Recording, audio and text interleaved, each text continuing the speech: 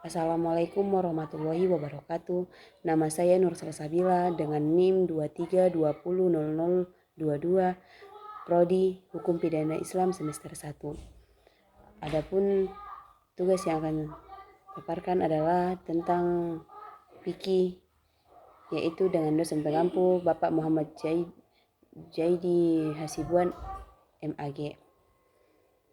Pertama-tama saya akan adapun materi yang akan saya paparkan yaitu ada 3 materi, dan yang pertama toharoh, yang kedua sholat, dan yang ketiga puasa.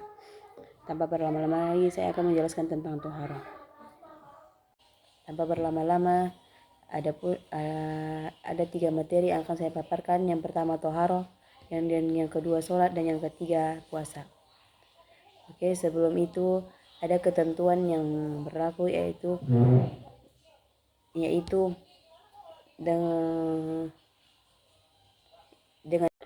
toharoh ialah menyucikan badan dari hadas kecil dan hadas besar. Toharoh menurut istilah ialah bersuci. Ada 2 macam toharoh, yaitu menyucikan dari hadas dan menyucikan dari najis.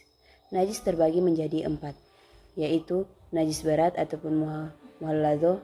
Yang kedua najis ringan yaitu mukaffa.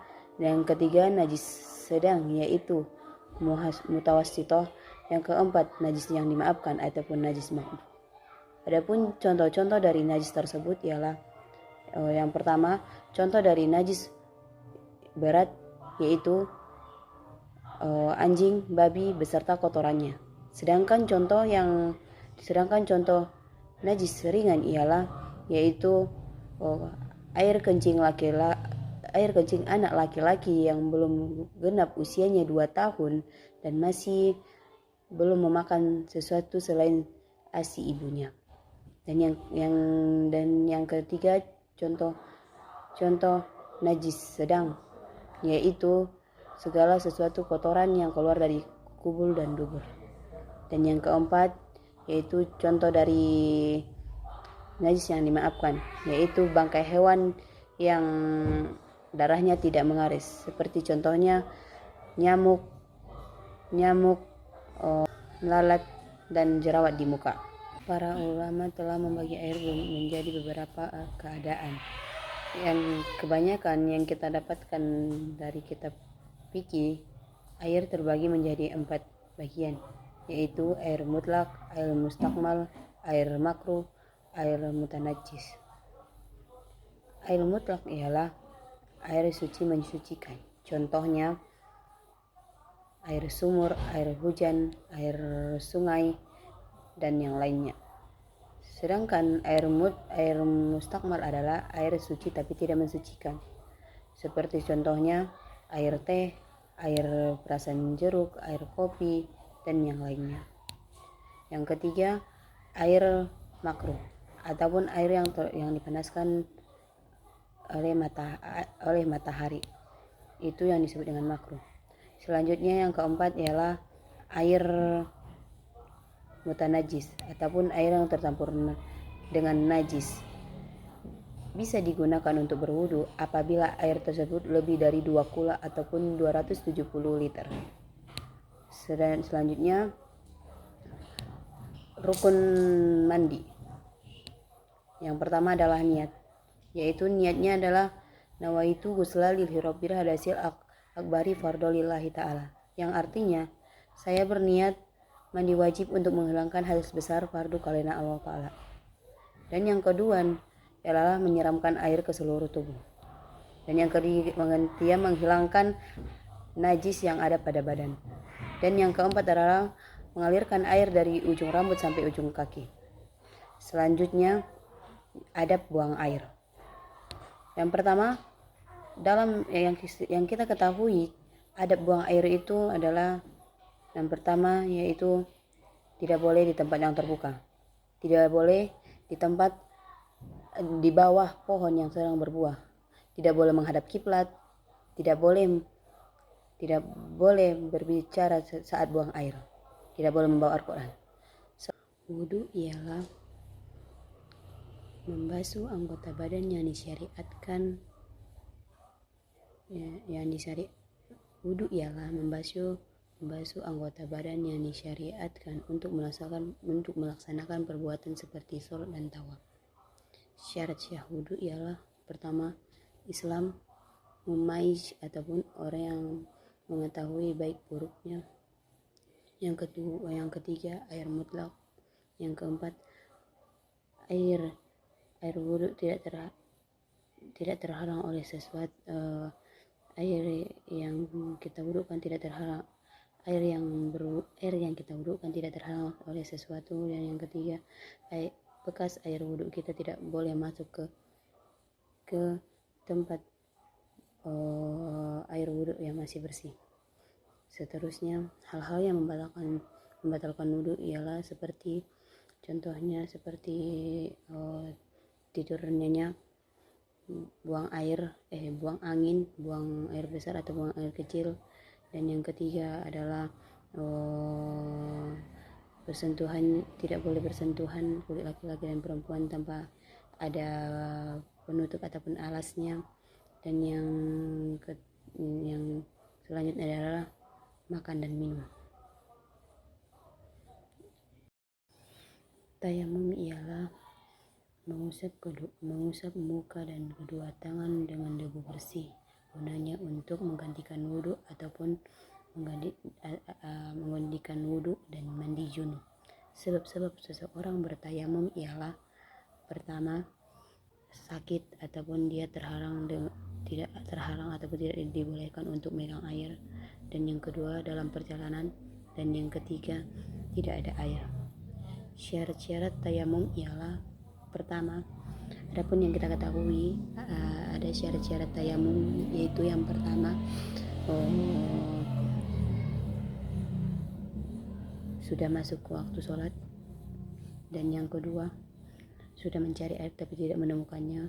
Dan yang ketiga, menggunakan debu yang bersih. Dan yang keempat, mengusap muka dan kedua tangan. Hal-hal yang membatalkan wudhu yang saya ketahui adalah yaitu yang pertama hal-hal yang membatalkan wudhu. Yang kedua, sebelum sholat dia menemukan air itu akan membatalkan tayamum juga. Dan yang ketiga adalah murtad. Selanjutnya saya akan memaparkan materi yang kedua, yaitu tentang sholat. Sholat secara etimologi adalah berdoa, dan secara terminologinya sholat adalah ibadah yang dilakukan, yang terdiri dari perkataan dan perbuatan yang dilakukan ataupun yang diawali dari takbir dan diakhiri oleh salam. Seorang Islam ataupun seorang yang sudah balik dan berakal diwajibkan untuk sholat. Hikmah kita melaksanakan sholat itu ialah yang pertama ialah meningkatkan ketakwaan kita terhadap Tuhan Yang Maha Esa. Yang kedua adalah memelihara ketenangan jiwa, yaitu baik lahir maupun batin, baik jasmani dan rohani. Dan yang ketiga adalah meningkatkan kecintaan kita terhadap Allah Subhanahu wa Ta'ala. Dan yang keempat ialah menjauhkan kita dari hal-hal yang ingkar dan hal-hal yang ingkar. Selanjutnya,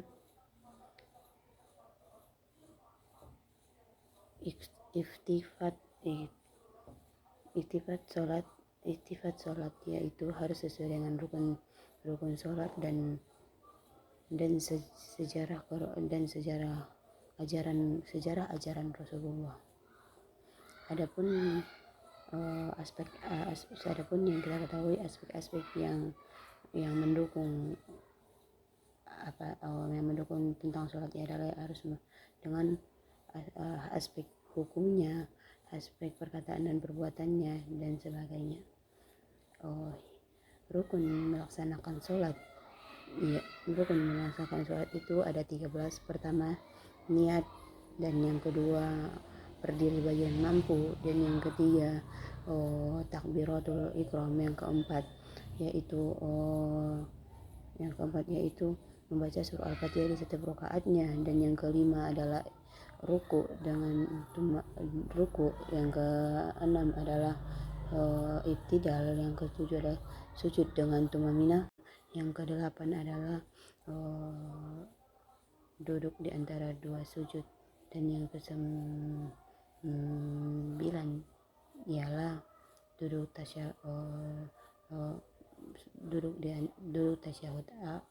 tasyahud yang kedua. Yang ke-10 ialah membaca tasyahud akhir. Yang ke-11 ialah membaca sholawat kepada Nabi. Yang ke-12 adalah salam. Yang ke-13 adalah tertib. Dan syarat wajib sholat adalah yang pertama harus Islam, yang kedua suci dari hadas dan najis, yang ketiga adalah sampai kepadanya dakwah Islam, yang keempat ialah berakal, yang kelima adalah balik, dan seterusnya. Selanjutnya syarat sholat ialah yang pertama menutup aurat, yang kedua adalah suci dari hadas dan najis, yang ketiga adalah suci tempat pakaian dari najis, dan yang kelima adalah menutup aurat, dan yang ke-10 adalah menghadap kiblat. Selanjutnya saya akan memaparkan materi yang ketiga, yaitu tentang puasa. Puasa menurut bahasa ialah menahan diri, sedangkan menurut istilah puasa ialah menahan diri dari hal-hal yang membatalkan puasa dari terbit fajar hingga terbenam matahari, disertai dengan niat dan syarat-syarat tertentu. Adapun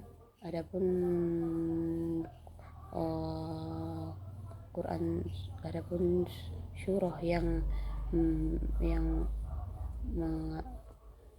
mengenai puasa ialah Quran surah Al-Baqarah ayat 183, 84 sampai 85. Dan ada hadis yang meriwayatkan tentang puasa, itu hadis Bukhairah dan hadis Muslim. Syarat wajib berpuasa yaitu adalah harus beragama Islam, yang kedua muayyiz, yang ketiga suci dari haid dan nifas, dan yang keempat adalah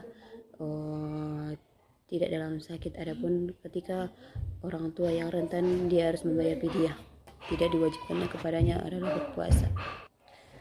Rukun berpuasa yaitu adalah yang kita ketahui ada dua. Rukun berpuasa itu ada dua. Yang pertama adalah niat, yang kedua adalah meninggalkan segala sesuatu yang membatalkan puasa hingga dari terbit fajar sampai terbenam matahari. Dan ketika kita berpuasa, kita harus mengetahui hal-hal yang dapat membatalkan puasa, yaitu ada beberapa yang saya paparkan. Yang pertama adalah memasukkan sesuatu ke dalam tenggorokan ataupun rongga mulut dengan sengaja, dan yang kedua adalah berkumur-kumur berlebihan ataupun memasukkan air ke dalam hidung ataupun mulut dengan berlebihan, itu adalah akan membatalkan puasa. Dan yang ketiga adalah muntah dengan sengaja, dan yang keempat ialah haid ataupun nifas tapi wajib kepadanya harus mengqada puasa. Dan yang kelima ialah jima ataupun yang disebut hubungan suami istri di siang hari itu akan membatalkan puasa. Dan yang keenam adalah hilang akal. Yang selanjutnya adalah mabuk dengan sengaja ataupun tidur berlebihan, itu pun akan membatalkan puasa. Dan yang selanjutnya adalah murtad. Adapun orang-orang yang wajib membayar ataupun mengqada puasanya, yaitu orang-orang yang sakitnya itu memudaratkan untuk dia tidak berpuasa, dan orang-orang yang berpergian jauh, orang-orang yang hamil menyusui, ibu-ibu yang hamil ataupun ibu-ibu yang menyusui itu diwajibkan untuk mengqada puasa. Sedangkan orang-orang yang wajib membayar fidyahnya yaitu orang-orang yang sakit, orang-orang yang lemah, ataupun nenek-nenek yang sudah tua ataupun renta tidak bisa lagi dia berpuasa, itu harus diwajibkan untuk membayar fidyah, dan orang-orang yang meninggal. Hari-hari yang diharamkan untuk berpuasa itu adalah hari raya Idul Fitri, hari raya Idul Adha, dan hari tasyrik ataupun yaitu tanggal 11, 12, 13 Zulhijjah. Itu tidak boleh berpuasa dikarenakan hari-hari merdekanya umat Islam. Sedangkan hari-hari yang dimakruhkan untuk berpuasa adalah hari Jumat, hari Jumat bisa hari Jumat berpuasa apabila dia sudah berpuasa di hari sebelumnya, hari Sabtu seperti itu juga, dan hari Zuhri atau hari Zuhri dan hari Ishal. Hikmah seseorang melaksanakan puasa adalah untuk mendekatkan diri kepada Allah Subhanahu wa taala, dan kita bisa mencoba bagaimana orang di luar sana yang belum makan seharian, kita bisa mencoba dengan cara berpuasa. Kita akan bisa merasakan apa yang mereka rasakan dengan cara berpuasa. Dan yang hikmahnya juga adalah kita bisa mendekatkan diri kepada Allah, mendapat pahala dan sebagainya. Segitu dulu yang dapat saya paparkan materi pada kesempatan kali ini. Bila ada kata-kata saya yang kurang pada tempatnya, saya minta maaf. Wabillahi taufiq wal hidayah. Assalamualaikum warahmatullahi wabarakatuh.